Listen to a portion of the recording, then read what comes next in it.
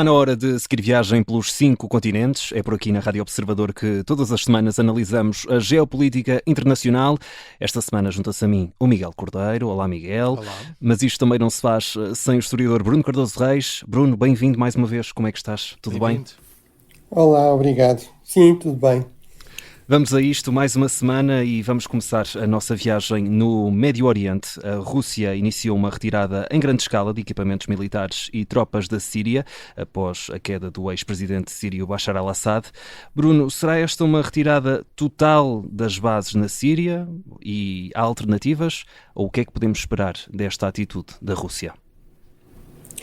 Bem, para já, pelo que nós percebemos, há uma retirada do que nós poderíamos chamar, no fundo, destacamentos, ou seja, pequenas bases, pequenos aquartelamentos de tropas russas, um pouco por vários pontos do país, inclusive na própria capital também, mas não estamos a falar das duas grandes bases russas que ficam junto à costa. Enfim, uma é uma base naval, portanto, obviamente fica mesmo na costa, em Tartus, e a outra, uma grande base aérea também próximo dessa base naval, que no fundo correspondem a grandes objetivos estratégicos de há séculos da parte da Rússia, ou seja, esta ideia da Rússia chegar aos mares quentes. Penso que nós já falámos aqui várias vezes disso, no fundo esta questão da Rússia ter uma costa enorme. Aliás, a Rússia é o maior país do mundo, o que torna ainda mais paradoxal o maior país do mundo de longe, não é? Tem quase o dobro do seguinte, que é o Canadá. O que torna um pouco paradoxal esta opção com a expansão, mas realmente tem uma costa enorme, mas toda voltada para o lado errado, e portanto um dos objetivos históricos da expansão russa foi chegar aos chamados mares quentes, ou seja, mares que estavam acessíveis, seguros à navegação durante todo o ano. Conseguiram isso no Báltico, mas o Báltico é um mar quase fechado. Conseguiram no Mar Negro, também é um mar quase fechado. Mas, por exemplo, no Mediterrâneo, o único porto russo, a única base naval russa importante é realmente na Síria, desde os anos 70, e, portanto, aqui é um objetivo estratégico importante, e, portanto, a confirmar-se que é uma retirada total, e, portanto, para já ainda não temos a certeza disso, mas o novo governo sírio, que ainda tem sido muito prudente e tem mostrado uma grande abertura também, uma grande procura de compromisso na sua postura internacional, no entanto, já vem sinalizar que o seu porta-voz que achava que as bases russas não faziam sentido, que tinham sido, no fundo, um pilar do apoio à tirania dos Assad, e, portanto, que não lhes parecia que fizesse sentido que continuassem. Portanto, parece-me evidente que não há grande interesse das novas autoridades em que se mantenham, até porque o ditador sírio está refugiado em Moscovo. Já há também reclamação da parte do novo governo que ele deveria ser julgado por crimes de guerra e crimes contra a humanidade. Não se vê muito a Rússia a ceder nesse ponto, mas, portanto, a confirmar-se essa retirada seria realmente uma perda de uma posição importante para Moscovo, quer em termos de uma capacidade de manter uma presença naval permanente no Mediterrâneo, até porque a sua frota do Mar Negro está ocupada com outras questões, ou seja, com a guerra da Ucrânia, além de que não pode transitar à partida sem autorização da Turquia, porque estamos num período de guerra pelos estreitos. E também a base aérea é bastante importante em termos do apoio logístico à presença militar russa cada vez mais forte em vários pontos da África, por exemplo na zona do Sahel, por exemplo no Mali, no Níger, no Sudão, e portanto aí a possibilidade que se tem discutido é que houvesse aqui uma transferência pelo menos de parte destas funções e de parte destes equipamentos para a Líbia, onde a Rússia apoia também uma das fações na guerra civil, e, portanto, que isso poderia, pelo menos em parte, substituir aqui as funções da Síria. Historicamente não seria muito espantar, porque o Stalin, logo a seguir à Segunda Guerra Mundial, tentou transformar, pelo menos uma parte da Líbia, numa colónia soviética. Na verdade, os países ocidentais acabam por decidir que é melhor dar a independência à Líbia do que arriscar transformar-se numa colónia e numa base soviética, russa soviética, mas, portanto, no fundo seria aqui uma espécie quase de regresso ao passado. Mas ainda sobre esta questão da Síria, tivemos esta semana o fim do silêncio de Bashar al-Assad. Falou na rede social Telegram, foi lá que divulgou um comunicado. Neste momento em que quebrou o silêncio, falou desde que caiu o regime pela primeira vez, e garantiu que não quis fugir da Síria. mas que acabou por ser retirado de forma imediata pela Rússia. Bashar al-Assad considera até que a Síria está nas mãos, nesta altura, de terroristas e, portanto, aqui a pergunta é: como é que fica a Síria depois de tudo isto? O que é que podemos também esperar da Síria no futuro? Sendo que há vozes que apontam que a Síria nunca teve um passado como Estado independente, nunca teve, na verdade, essa estrutura, até porque vem agora de um regime muito longínquo que terminou com esta fuga de Bashar al-Assad. Bem, são várias questões interessantes, mas por um lado, o primeiro ponto é esta confissão de Bashar al-Assad. Como já disse, aliás, até pode ser que o próprio Bashar al-Assad se tenha convencido disto, um bocadinho como o nosso Dom Manuel II, portanto, no fundo também, quando ele se retira na Ericeira, vai para o Iat Real também, a intenção inicial era ir para o Porto para continuar a combater o golpe ou a Revolução Republicana, mas depois disseram que já não tinha tropas, portanto era melhor retirar para um país amigo, neste caso a Grã-Bretanha. Portanto, até acredito que Bashar al-Assad se tenha convencido disso. Agora, a verdade é que isto mostra como, sobretudo nos últimos anos, o regime estava, de facto, cada vez mais dependente dos apoios externos. Era praticamente um fantoche, quer dizer, um líder de um país supostamente orgulhoso da sua soberania e independência, que diz que se retirou porque recebeu ordens de outro país para sair. Exato. Quer dizer, isso diz tudo sobre o grau de dependência, de influência da Rússia na fase final do regime de Assad. E basta ver um caso recente, a segunda questão só para detalhar isso, basta ver um caso recente. Zelensky, quando foi invadido pela Rússia, também teve muitas ordens de retirada e o que ele disse foi: eu não preciso de ajuda para sair daqui, preciso é de armas para combater. Portanto, fazendo aí a comparação. Sim, exatamente, ou seja, isto mostra bem realmente o grau de dependência extrema a que tinha chegado o regime nesta fase final. Enfim, em relação à segunda pergunta, à questão do terrorismo, aí realmente é verdade que as origens deste movimento estão em movimentos terroristas, não é?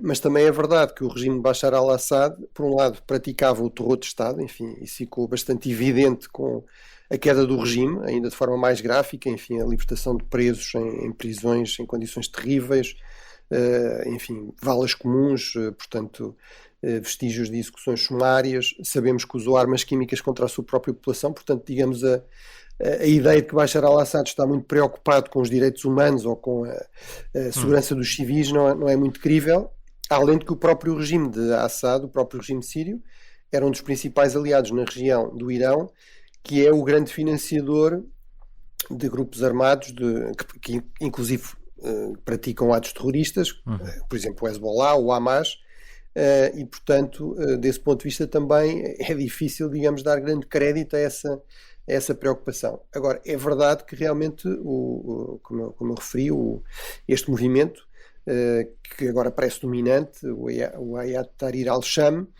e o seu dirigente máximo, al-Golani, que era o seu nome de guerra, agora prefere, se calhar é um bom sinal, diria eu, prefere ser chamado já não pelo nome de guerra, porque quer paz, mas pelo seu nome, digamos, de família, Ashara, Ahmed Ashara, mas realmente ele foi encarregado por Bagdadi, portanto pelo homem que acaba por criar e se autodesignar califa do dito Estado Islâmico, portanto o Daesh, é encarregue por ele de, em 2011, aproveitar no fundo o início da guerra civil na Síria para estabelecer a Al-Qaeda no Iraque e no Levante, portanto, se quisermos, no Iraque e na Síria,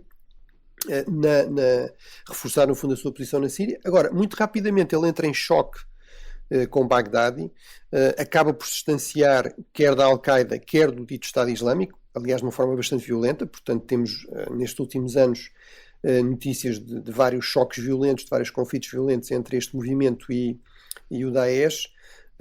Até há alegações de que ele estaria de alguma forma, o movimento teria de alguma forma colaborado com os americanos, por exemplo, na própria eliminação de Bagdadi em 2019, enfim, não sei se isso é credível ou não. Agora, não deixa de ser um movimento extremamente conservador, com uma visão muito fundamentalista, se quisermos, muito tradicionalista do Islão, apesar de tudo, com algumas diferenças que o próprio Al-Hulani ou Ahmed Ashara aponta, no fundo, para explicar isso para a própria história da Síria. Ou seja, realmente é verdade que a Síria, como dizias, não foi um Estado-nação independente antes da Segunda Guerra Mundial, fez parte de grandes impérios islâmicos, a certo momento Damasco até foi a capital do califado, ainda no século VIII,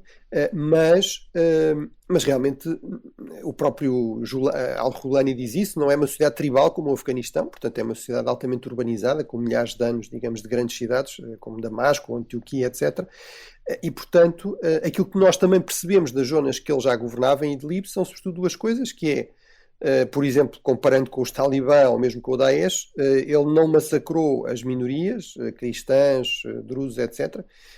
Sobretudo no caso dos cristãos, usou a tradição islâmica para dizer, no fundo são cidadãos de segunda, não têm plenos direitos em termos de culto, e têm de pagar um imposto suplementar, portanto são, na verdade, cidadãos de segunda, mas não foram expulsos, não foram maltratados, não foram massacrados. Em relação às mulheres, também ele continua a defender, por exemplo, o direito das mulheres à educação, embora separada dos homens, portanto com uma discriminação e também com um estatuto de menorização em relação aos homens. Portanto, não será certamente, não temos nenhuma razão para acreditar que será um grande democrata, nem que teremos uma democracia pluralista a curto prazo na Síria. Eu penso que aqui, neste momento, quer para os países vizinhos, quer mesmo para os países ocidentais, o principal era garantir que a Síria não era novamente uma ameaça para a região, para a Europa, não era uma fonte de ataques terroristas mortíferos contra a Europa, como aconteceu com o Daesh, e também não era uma fonte de ameaça para a sua própria população, ou seja, tínhamos um regime menos repressivo, mais tolerante, um pouco mais pluralista. Nesse último aspecto, acho que teremos de ver com muita atenção se será realmente assim, se isto não é uma coisa mais tática para consolidar no poder este grupo e depois se não assistaríamos a um endurecer, enfim, à medida que se sentem mais sólidos, mais fortes no poder. Bruno, vamos continuar a falar da Rússia, mas agora mais propriamente sobre a guerra na Ucrânia, do assassinato em Moscou de um general russo responsável pelo armamento químico. A Ucrânia já assumiu a autoria do atentado, Moscou promete retaliar. É legítimo este ataque por parte da Ucrânia e faz sentido nesta fase em que estamos do conflito? Bem, são duas questões distintas e com respostas eventualmente menos uma mais clara, outra menos clara.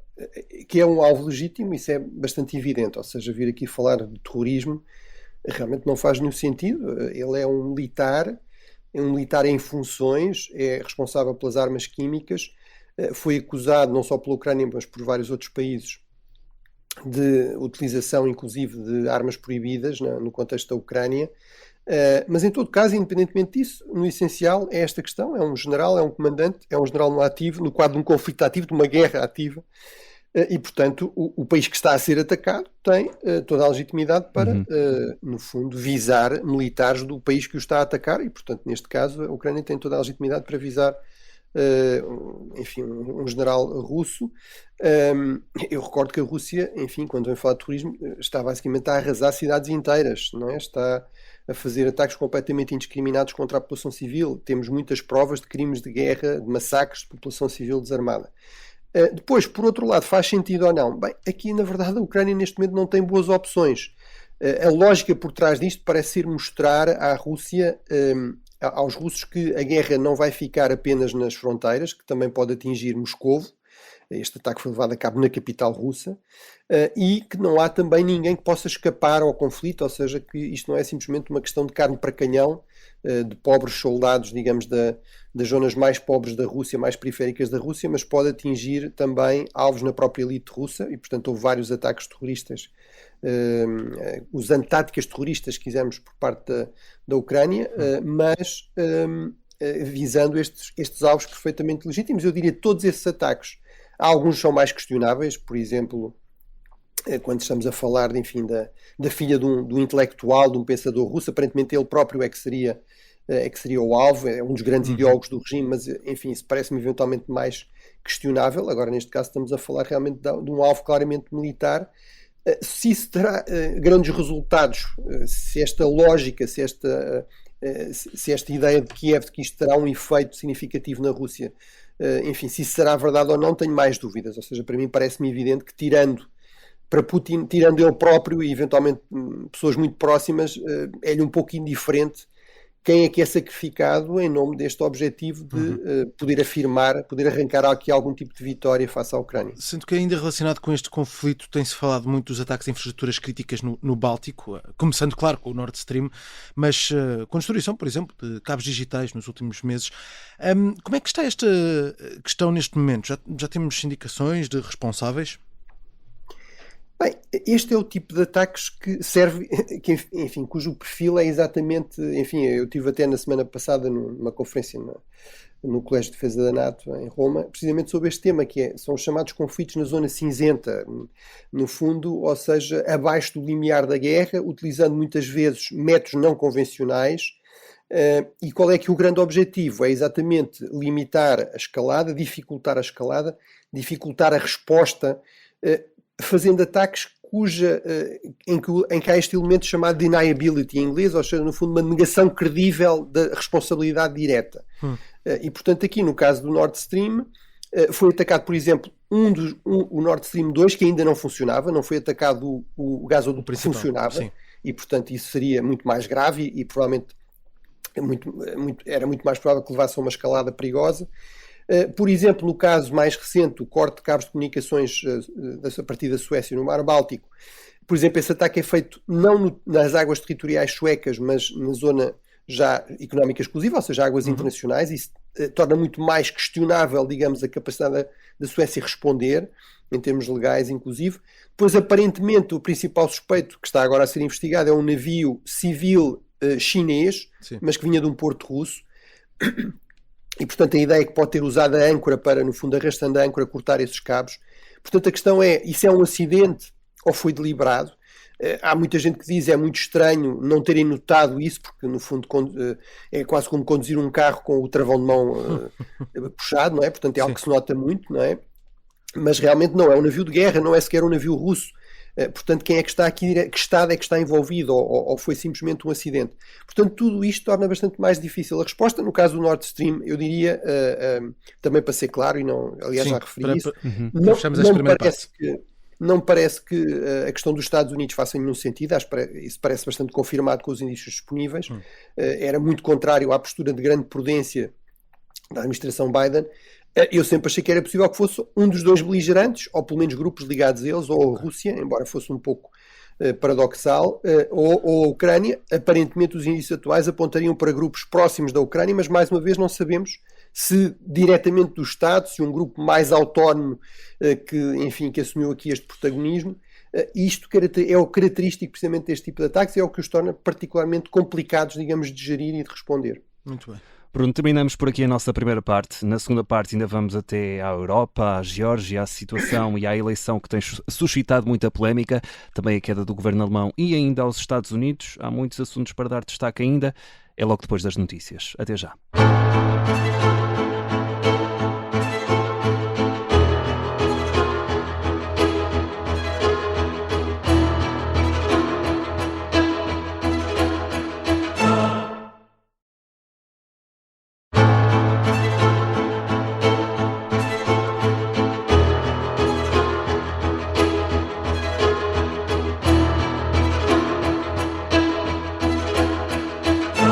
Segunda parte do 5 Continentes na Rádio Observador. Contamos com o historiador Bruno Cardoso Reis numa viagem pelos 5 continentes e com vários temas em destaque nesta segunda parte. E Miguel, começamos pela Geórgia. É outro país influenciado pela Rússia, como falámos na primeira parte. A Geórgia, a presidente cessante do país, pede apoio imediato da União Europeia após a eleição de Mikhail Kavelashvili, uma eleição que tem suscitado muita polémica. E para começar, Bruno, queria que tentasse explicar quem é este homem que assume agora a presidência e que os opositores acusam de ter uma posição pró-russa, e também o que deve fazer a União Europeia, tendo em conta um possível cenário de instabilidade na Geórgia. Bem, é pena não estar aqui o André, porque realmente ele é que é o grande especialista mais de futebol, mas ele basicamente era um futebolista, não é? Portanto, é isso mesmo. E a sua carreira, pelos vistos, foi sobretudo na Suíça e depois também na própria Rússia, mas levou-o a querer ser presidente da Federação de Futebol da Geórgia, só que para isso era preciso, aparentemente de acordo com os estatutos, ter licenciatura. Ele não é licenciado e, portanto, foi a partir daí que se virou do futebol para a política, ou se quisermos da política futebolística para a política populista. Mas realmente faz parte desta coligação, embora não seja realmente um membro do partido do sonho georgiano, mas do poder georgiano, portanto é um pequeno partido, mas próximo destes movimentos nacionalistas populistas, e que se identifica muito com esta ideia de que a aposta certa para a Geórgia é a aproximação à Rússia de Putin e o afastamento da Europa e da União Europeia.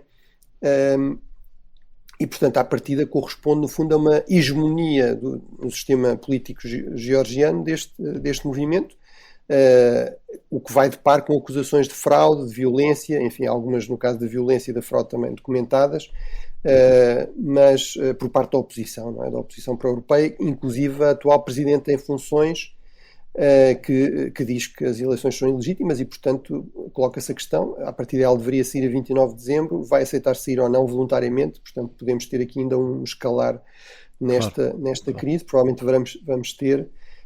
Agora, o que é bastante evidente é, por um lado, realmente que este movimento tem algum apoio popular, também parece claramente disponível a usar meios não legais para se manter no poder.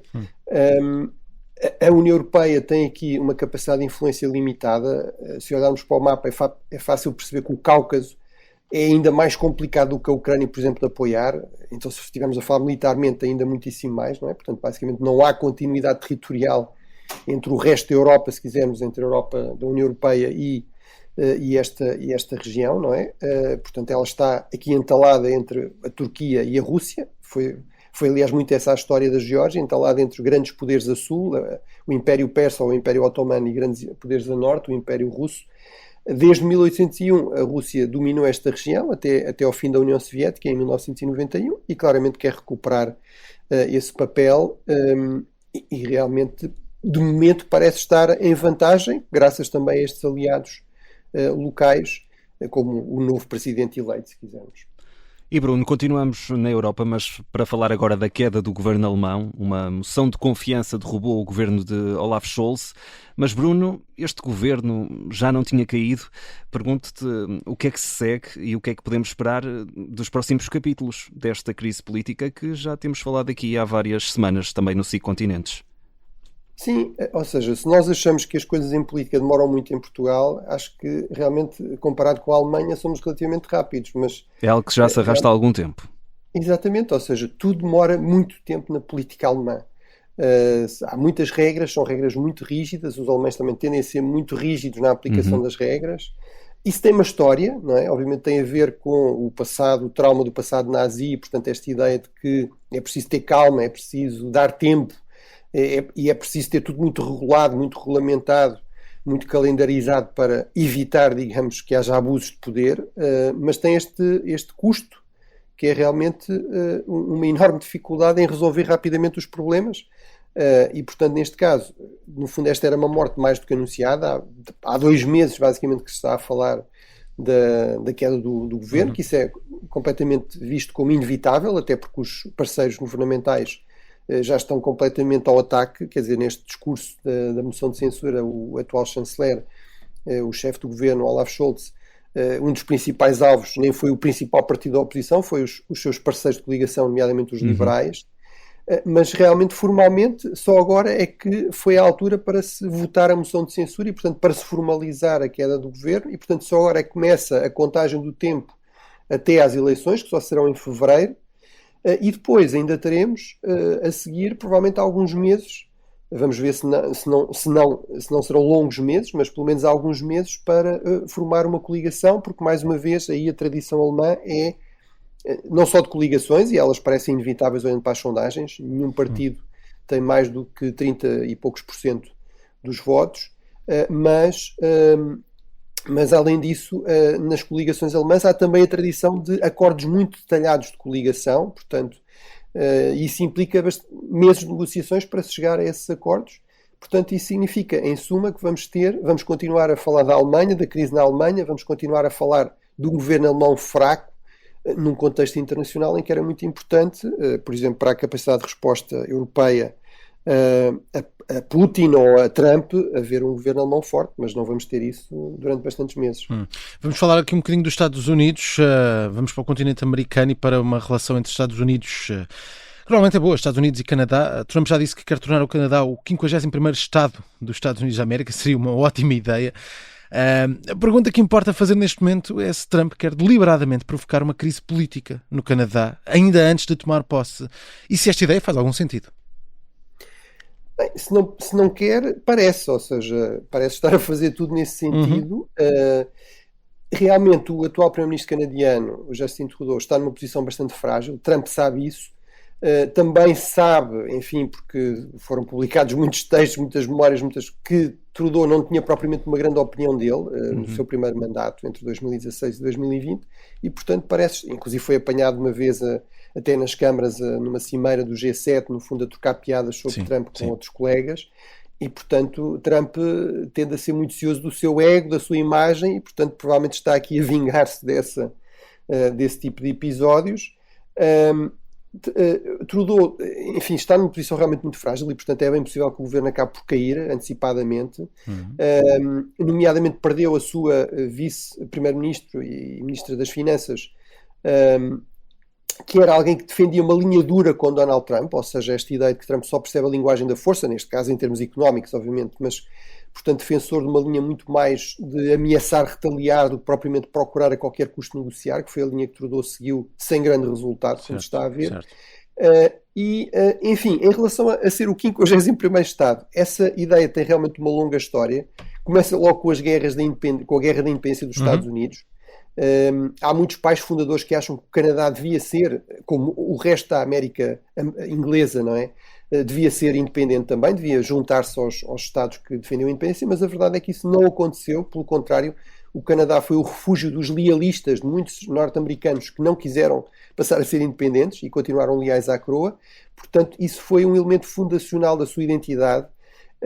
E apesar de outras tentativas, também na Guerra de 1812, ou mesmo no período da Guerra Civil, há um raid contra o Canadá, enfim, também e o secretário de Estado, portanto, o responsável da diplomacia do presidente Lincoln, o Seward, defendia, no fundo, um conflito quer com o Canadá, quer com o México, o alargamento da guerra para reforçar a unidade dos Estados Unidos, mas realmente isso nunca se concretizou e parece difícil hoje em dia, ou seja, a identidade canadiana é muito feita por contraste com os Estados Unidos.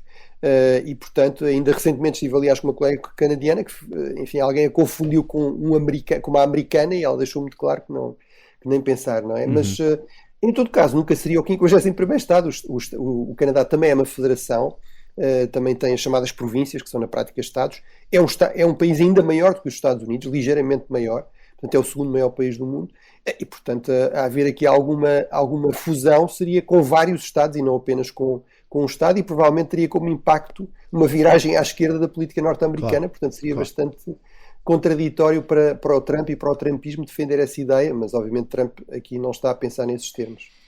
E Bruno, continuamos nos Estados Unidos, mas agora com ligação à Ásia. Donald Trump convidou Xi Jinping para estar presente na sua tomada de posse, vai ser em janeiro. O presidente chinês não confirmou a presença, foi em Macau esta semana. Bruno, queria te perguntar qual é o significado deste gesto. Podemos ver uma melhoria nas relações entre estes dois países no futuro? Acreditas nisso? Bem, primeiro uma breve nota sobre Macau. Realmente são os 25 anos do fim do último vestígio do Império Português. Foi há 25 anos que Macau passou para a administração chinesa novamente. Não houve aqui nenhuma participação visível de Portugal nestas cerimónias. Poderia eventualmente ter havido, se calhar, um certo esfriamento das relações entre os países europeus, em que Portugal acompanhou essa tendência e a China também ajudaria a explicar isso, ou simplesmente temos aqui uma afirmação de uma linha muito mais nacionalista por parte de Xi Jinping, que é também muito, muito clara, e portanto, sobretudo, ele foi a Macau elogiar Macau por contraste com Hong Kong, por ser, digamos, uma província com uma grande autonomia, mas muito leal à China. Em relação à relação com os Estados Unidos, é realmente um convite sem precedentes, ou seja, por tradição não há convidados estrangeiros, não há presidentes, chefes de governo estrangeiros na posse do presidente americano, até para facilitar as coisas, porque depois quem é que não se convida?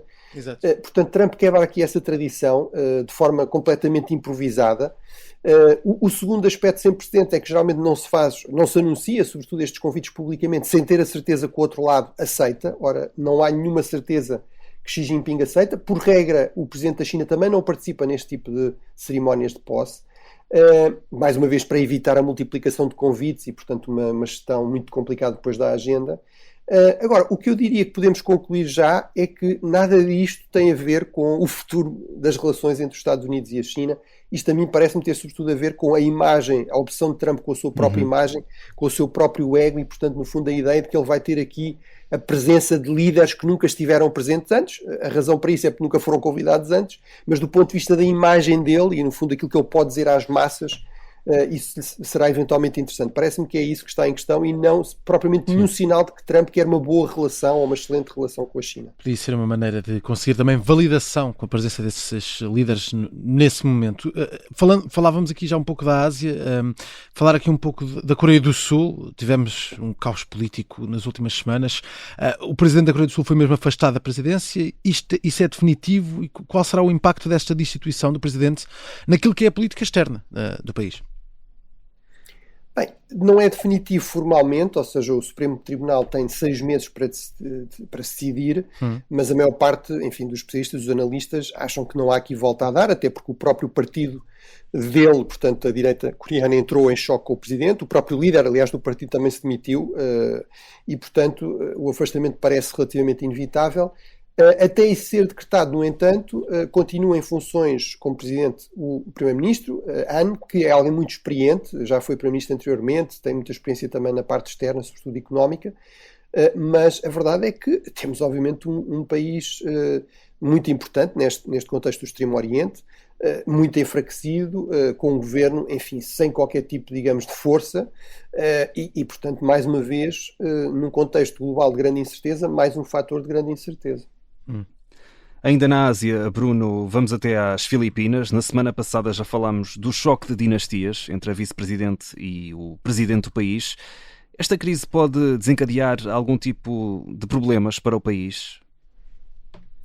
Bem, digamos, temos este choque entre duas dinastias políticas. Agora, aqui o que talvez interessa sublinhar é que para já, aparentemente, o Presidente procura desvalorizar a crise e, portanto, conter os seus efeitos, mas, sobretudo, temos este ponto importante que é, eles parecem encarnar duas opções bastante diferentes na política externa. Enquanto Marcos tem claramente uma linha pró-Estados Unidos, em que a contenção da China é a prioridade, Duterte, filha, tenta ser muito mais pró-chinesa. Isso não correu nada bem no caso do pai e, portanto, é paradoxal que esta tentativa, no fundo, se mantenha. Mas, eventualmente, a confirmar-se, enfim, aqui esta ruptura e, eventualmente, ela ter reflexos em eleições futuras, pode, eventualmente, significar que não há esse consenso nacional que seria fundamental para uma política, digamos, estável de contenção da China, e a China pode explorar, no fundo, aqui estas divisões. Vamos falar ainda um bocadinho de África, porque há aqui mais um episódio da crise da presença francesa neste continente. Aconteceu esta semana. A junta militar do Níger assumiu o controle da mina de urânio francesa no país. Que leitura fazemos desta situação? É um detalhe ou pode ter implicações geoestratégicas? Bem, não é realmente um detalhe. A França é o país europeu com mais centrais nucleares, tem mais de 50 centrais nucleares, portanto é um grande consumidor de urânio. À volta de 25% vem do Níger e, portanto, tinha a vantagem de ser também uma mina francesa. Na verdade, esta mina surge já no período a seguir à independência, portanto não é, digamos, não é aquela narrativa assim tão simples de continua simplesmente a influência e a presença francesa nos mesmos termos que no período colonial. Portanto, o Níger obviamente era uma colónia francesa até aquela vaga de independências na África francófona em 1960, mas depois mantém-se relativamente próxima da França.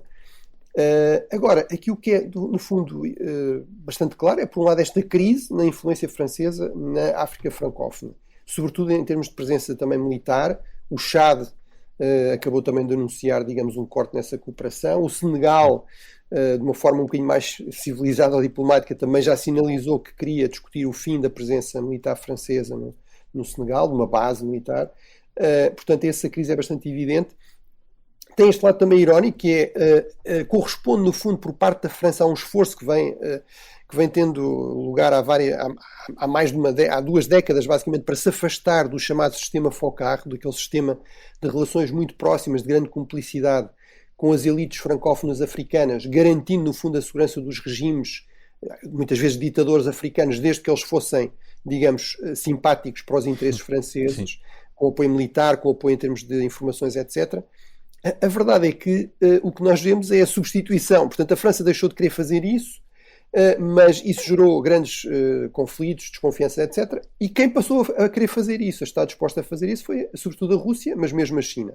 E, portanto, no fundo, temos uma espécie de sistema FOCAR agora em versão russa, e, portanto, isso parece ser muito mais interessante para certas elites africanas. Além disso, isto também permite a essas elites africanas, no fundo, jogar a cartada nacionalista, não é? Da ruptura com a França. E é verdade que, em muita opinião pública africana, na África francófona, há esta ideia de que a cooperação com a França não foi uma verdadeira opção depois da independência, foi uma imposição depois da independência. Ao contrário, por exemplo, do que aconteceu na África lusófona, em que Portugal não tinha nenhumas condições para impor qualquer tipo de cooperação e, portanto, os países cooperam com Portugal porque querem, de forma livre, e, portanto, no caso da África francófona isso é bastante menos evidente. Em termos do urânio em si, enfim, é um recurso estratégico muito importante. Há alternativas, mas as alternativas vêm sobretudo do espaço ex-soviético, do Cazaquistão em primeiro lugar, mas também da própria Rússia, e, portanto, isso óbvio, pode criar aqui à França, digamos, a necessidade de fazer opções difíceis na gestão dos seus recursos estratégicos. Vamos ver como fica essa situação também para o lado francês. Estamos quase a terminar, temos 2 minutos. Bruno Cardoso Reis, temos tempo ainda para uma recomendação natalícia. Que prenda é que trazes para os nossos ouvintes? Bem, eu pensei em termos de uma série, enfim, agora que talvez haja um bocadinho mais de tempo com o período das férias e das festas, para algum binge-watching. Para quem ainda não viu, acho que há uma grande série realmente este ano, que é a série Shogun, enfim, passado no Japão, como o nome indica, ou seja, Japão do século XVII, finais do século XVI, início do século XVII. É uma série que tem este lado interessante, que é, enfim, é baseado num livro de um escritor inglês, portanto os ingleses são os heróis e os portugueses, os jesuítas portugueses, sobretudo, são os vilões, não é? São os grandes adversários da relação futura entre a Inglaterra e entre as potências protestantes e o Japão. Mas eu diria que, sobretudo, é uma série bastante sofisticada, nuanceada, e que transmite alguma coisa, digamos, do que é também a cultura, as apresenta, né, um pouco nesses termos, como uma mistura de sofisticação, beleza, civilização e depois também uma enorme violência, uma enorme brutalidade, um nível de violência que mesmo para a Europa do século XVI, XVII, às vezes era um bocadinho chocante. Portanto, acho que é uma boa... enfim, é algo interessante para perceber um outro continente, ou pelo menos um outro país importante num outro continente. Já teve muitas nomeações, já ganhou muitos prémios também esta série. É uma ótima recomendação, certamente. É uma prenda no sapatinho para os nossos ouvintes. Bruno, ficamos por aqui nesta nossa viagem pelos 5 continentes. Deixamos ainda também o convite a deixarem uma pergunta ao Bruno Cardoso Reis sobre história ou geopolítica internacional. Podem fazê-lo através do e-mail ouvinte@observador.pt. Bruno, temos encontro marcado no próximo sábado, ainda antes de terminar o ano 2024. Um Feliz Natal, muito obrigado e até à próxima semana. Um abraço. Obrigado.